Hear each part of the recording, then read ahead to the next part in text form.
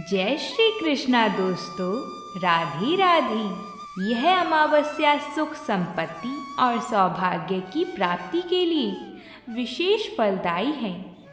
इस दिन लोग पवित्र नदियों में स्नान करके जरूरतमंदों को दान करते हैं। साथ ही साथ यह अमावस्या पितरों को मोक्ष दिलाने वाली होती है। इसलिए इस दिन पितरों की शांति और पूर्वजों का आशीर्वाद प्राप्त करने के लिए तर्पण और श्राद्ध भी करते हैं। आइए कथा को प्रारंभ करते हैं। बोलिए भगवान शंकर की जय हो। एक बार एक नगर में एक साहूकार के 7 बेटे और 7 बहुएं थीं और उसकी एक बेटी भी थी। साहूकार के घर पर एक जोगी भिक्षा मांगने आया करते थे। जोगी को साहूकार की बहू भिक्षा देती थी तो वह ले लेता था, लेकिन जब बेटी देती थी तब वह भिक्षा नहीं लेता था और कहता था कि बेटी सुहागन तो है पर इसके बाद में दुहाग लिखा है। यह बात सुनकर बेटी को चिंता होने लगी और उसका शरीर कमजोर होने लगा। उसकी माँ ने पूछा कि बेटी तुम इन दिनों इतनी कमजोर दिखाई देती हो।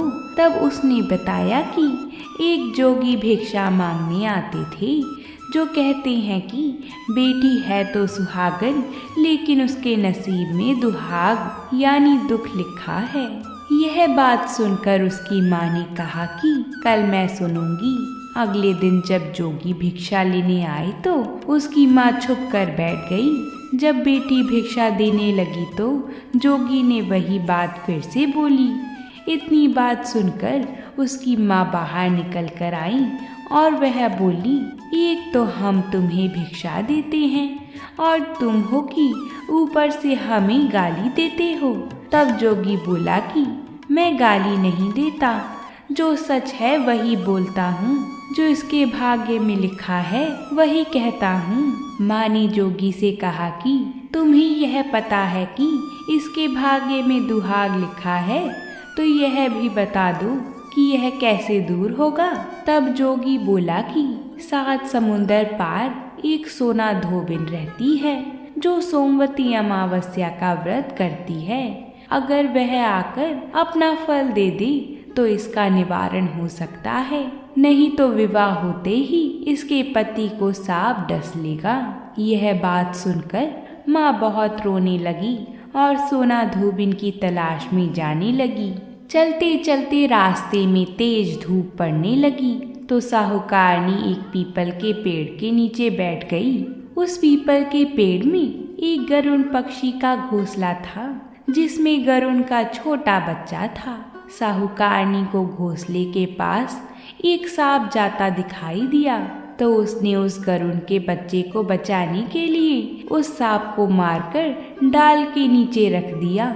जब गरुड़ और पंखनी आए तो घोंसले के पास खून देखकर क्रोधित हो उठे और साहूकारनी को चोंच मारने लगे। तब साहूकारनी बोली कि मैंने तो तुम्हारे बच्चे की जान बचाई है, यह सर्प तुम्हारे बच्चे को डसने वाला था तो मैंने इसे मारकर गिरा दिया। गरुड़ ने सर्प की ओर देखकर कहा कि तुमने हमारे बच्चे की जान बचाई है, अब तुम्हें जो मांगना है सो हमसे मांग सकती हो। तब साहूकारनी बोली कि मुझे 7 समुंदर पार सोना धोबिन के घर जाना है।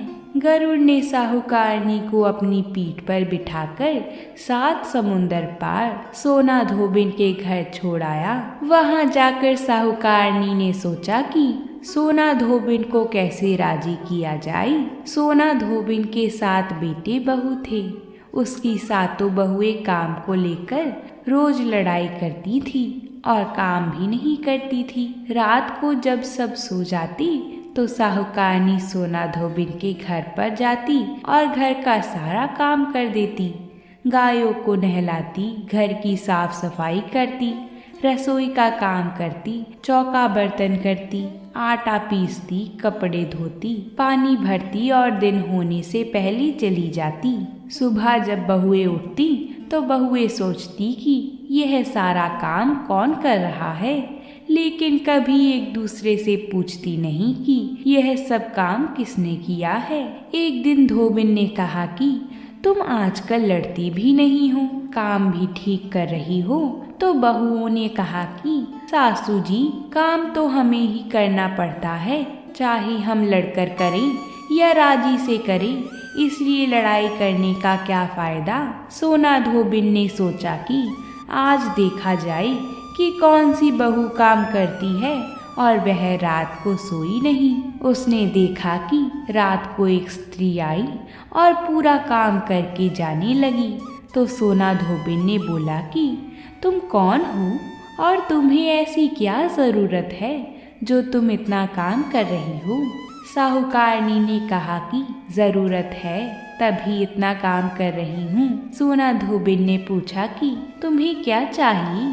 साहूकारनी बोली कि पहले मुझे वचन दो, तब बताऊंगी। सोना धोबिन ने वचन देकर कहा कि अब बताइए। साहूकारनी बोली कि मेरी बेटी के भाग्य में दुहाग लिखा हुआ है, इसलिए आप चलकर उसे सुहाग दे दें और सोमवती करें। सोना धोबिन अपने बेटे बहू से बोली कि मैं तो साहूकारनी के साथ जा रही हूँ, यदि पीछे से तुम्हारे पिताजी खत्म हो जाएं तो तेल घी के कूप में डालकर छोड़ देना। फिर दोनों जनी साहूकारनी के घर चली जाती हैं। साहूकार की बेटी का ब्याह होने लगा। दूल्हा फेरों में बैठ गया। सोना धोबिन ने दूल्हे के घुटने के पास कच्चा करवा रखा, उसमें दूध डाला और तात का तार लेकर बैठ गई। थोड़ी देर बाद सांप दूल्हे को डसने के लिए आया। सोना धोबिन ने करवा आगे रखा और तार से बांध दिया, लेकिन दूल्हा डर के मारे मर गया। तब सोना धोबिन ने टीके में से रोली निकाली, मांग से सिंदूर निकाला, आँखों में से काजल निकाला और मेहंदी निकालकर छोटी अंगुली से छींटे मारे और बोली कि आज दिन तक मैंने जितनी सोमवती अमावस्या करी उनका फल तो साहूकार की बेटी को लग जाए और आगे जो मैं सोमवती अमावस्या करूं वह मेरे बेटे को लगे। इतना कहते ही दूल्हा जीवित हो गया और सभी सोमवती की जय जय बोलने लगी। सोना धोबिन वापस जाने लगी। तब साहूकारनी बोली कि तुमने मेरे जमाई को नया जीवन दान दिया है, इसलिए कुछ भी मांग लो। वह बोली कि मुझे तो कुछ नहीं चाहिए, सिर्फ एक हांडी दे दो। वह हांडी लेकर चली जाती है। रास्ते में सोमवती आती है तो हांडी का 108 परिक्रमा लगाकर पीपल के पेड़ के नीचे गाड़कर घर आ जाती है। घर आकर देखती है तो उसका पति मरा हुआ तेल और घी के रूप में पड़ा है। तब वह टीका में से रोली निकालती है, मांग में से सिंदूर निकालती है, आँखों में से काजल निकालकर, नाखूनों में से मेहंदी निकालकर छोटी अंगुली से छींटे देती है और बोलती है, मैंने जो रास्ते में सोमवती अमावस्या की है उसका फल मेरे पति को लग जाए। इतना कहते ही उसका पति उठकर बैठ जाता है। तब घर में एक ज्योतिषी आई और बोली कि जजमान, सोमवती अमावस्या को मेरा क्या है तो दक्षिणा दो। सोना धोबिन बोली कि मुझे तो सोमवती अमावस्या रास्ते में आई थी। सोना धोबिन बोली कि मुझे तो सोमवती रास्ते में आई थी तो कुछ भी नहीं किया, जो कुछ भी किया वह सब पीपल के नीचे गाड़ दिया। ज्योतिषी ब्राह्मण ने जाकर खोद कर देखा तो 108 और 13 सोने के चक्कर मिले। ज्योतिषी ब्राह्मण सबको घर ले आया और बोला कि ऐसी फेरी की है और मुझे बोल दिया कि कुछ भी नहीं किया। सोना धोबिन बोली कि यह तो तुम्हारे भाग्य से ही हुआ है, इसलिए इसे तुम ही ले जाओ। ब्राह्मण बोला कि मेरी तो इसमें चौथी पाती है, बाकी आपका मन हो उसे दे देना। सारी नगरी में बोल दिया गया कि सब सोमवती अमावस्या का व्रत कीजिए। हे सोमवती अमावस, जैसा साहूकार की बेटी को सुहाग दिया वैसा सबको देना।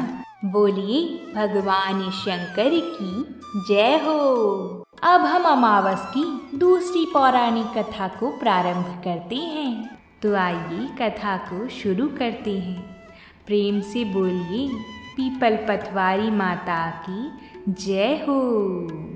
प्राचीन काल में एक गुजरी थी। उसने अपनी बहू से कहा कि तू दूध दही बेचा। तो वह दूध दही बेचने गई। कार्तिक का महीना था। वहाँ पर सब औरतें पीपल सींचने आती थी। तो वह भी बैठ गई और बाकी औरतों से पूछने लगी कि तुम यह क्या कर रही हो। तो औरतें बोली कि हम तो पीपल की पतवारी सींच रही हैं।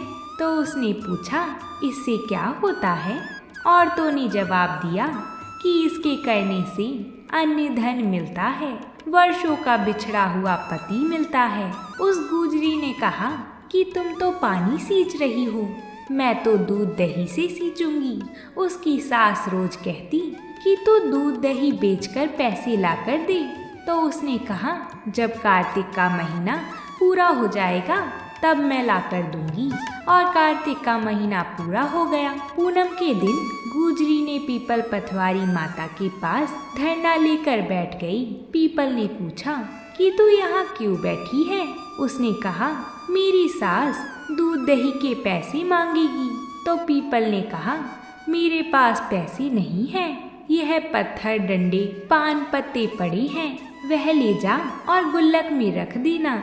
जब सास ने पूछा पैसे लाई है। तो गुजरी ने कहा मैंने पैसे गुल्लक में रखे हैं। तब सास ने गुल्लक खोलकर देखी तो सास देखती रह गई कि उसमें हीरे मोती जगमगा रहे हैं। पत्थर डंडे और पत्तों का धन हो गया था। सास बोली कि बहू इतना पैसा कहाँ से लाई। तो बहू ने आकर देखा तो बहुत धन पड़ा था।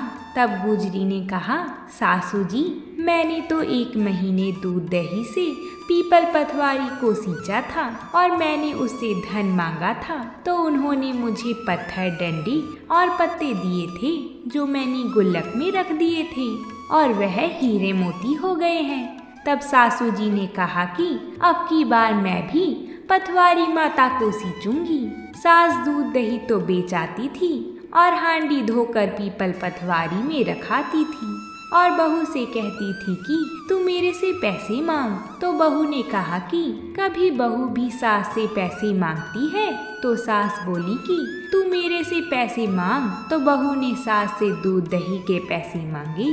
तो सासू जी भी पीपल पतवारी माता के पास जाकर धरना लेकर बैठ गईं। तो डंडे पत्ते पान भाटे उसे भी दिए और कहा गुल्लक में जाकर रख देना।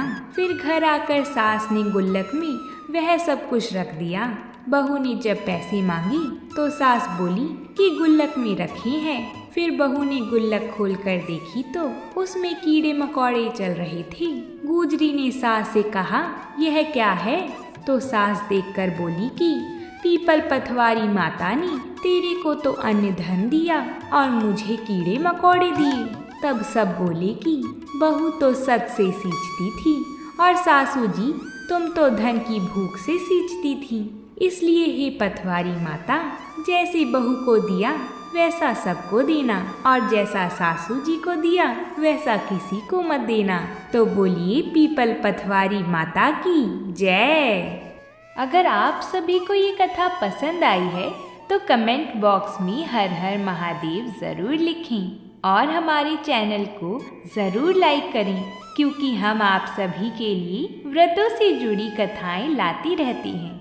तो प्रेम से बोलिए पार्वती पते हर हर महादेव।